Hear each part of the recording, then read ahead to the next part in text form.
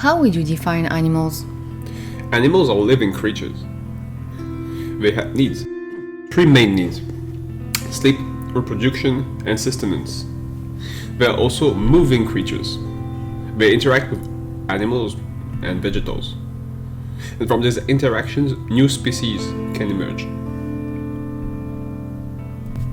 How do you create an animal spaceship? There are 6 steps. First, as for characters, you define the species' origins. Then, you define her sleep needs and habits, her reproduction needs and habits, and her food-related needs and habits. Animals move, so you also have to define their territoriality needs and habits. And finally, you can define their sentience level. For each of these points, as for the characters, you will give them quirks to make the species more memorable. Regarding the species, what's the essential information? All living creatures share 3 fundamental needs: sleep, sustenance, and reproduction. Every living thing needs to sleep or to rest. They need food and they need to reproduce. They may also have other needs related to their environment, and these needs can evolve into wants. Animals develop new needs by depending on their intelligence level. How could you expand on that? You can consider that everything unrelated to survival is not essential, though it can give more depth to your world. Interdependencies between animal and vegetal species can go further than food and shelter related needs. You can expand on the essential by developing multiple symbiosis in order to enhance the cohesion of your world. What are the easiest ways to create a new animal? You can just combine 2 animals. You can place an existing animal in a different environment and let it adapt. You can give an existing animal a new tool or a new habit and let it change its behavior. Or you can create an animal organization, which will create new dynamics. Could you give us an example, please? Here's the snow, or the great Saiyan wolf. Its original environment is the tundra, and its actual environment is the tundra. It hasn't moved much. It has no parent species. It's the first of its kind to appear in the tundra. It wasn't engineered. It's a natural species. The name snow comes from French snow, and well, it means snow actually, because it was translated exactly this way in the English language. It's an environmental quirk, which are the quirks it inherited from its environment, are emitting cold and dim light.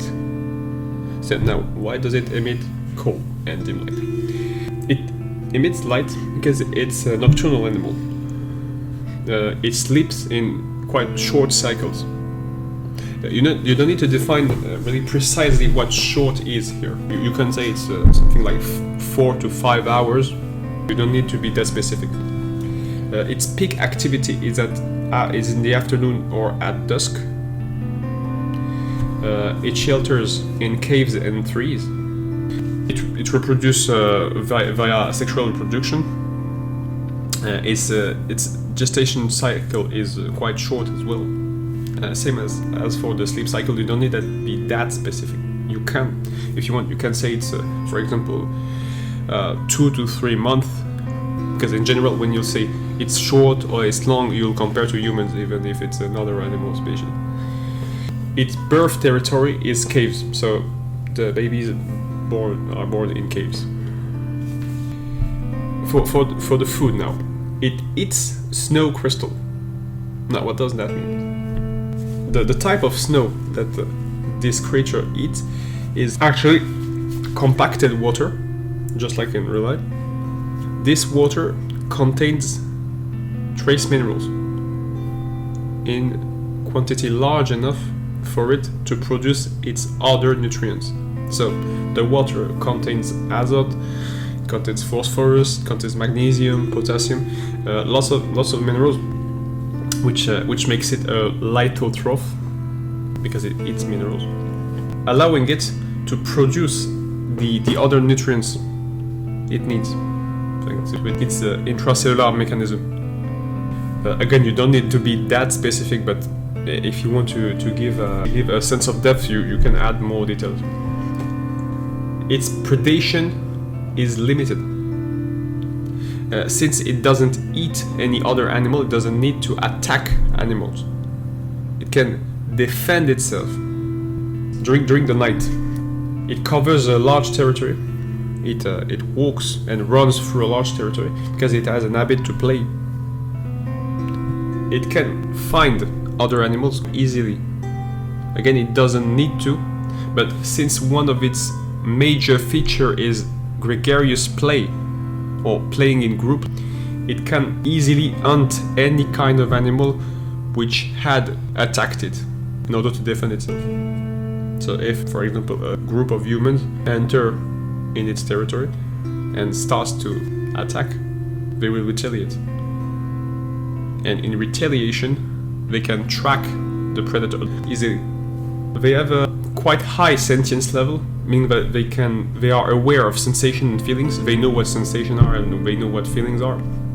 They don't use tools, and they have a very minimal sapience level, meaning that they can be taught routines. They can be tamed to a sense, if you prefer to say it this way.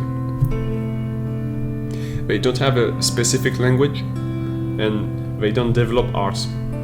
It's not necessary to.